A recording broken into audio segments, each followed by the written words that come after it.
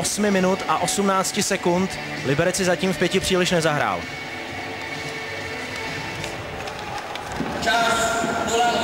Hlouch. Znovu to Hniličku trefilo. Milan Hnilička vůbec nevěděl, kudy ten puk letěl. Další pás střela Martinek. Peterek. Martinek před Hniličkou. Ještě dorážka a Třinec vede 2-0. Využívá čtvrtou přesilovku v této sérii. Po 16 sekundách se Stanislav Procházka vrací na led a v polovině 9. minuty Třinec vede 2-0. Třinec ten nástup využil velice dobře. Už těma faulama, které si vynutil na přesilové hry, dostal trošku Liberec úplně ze hry.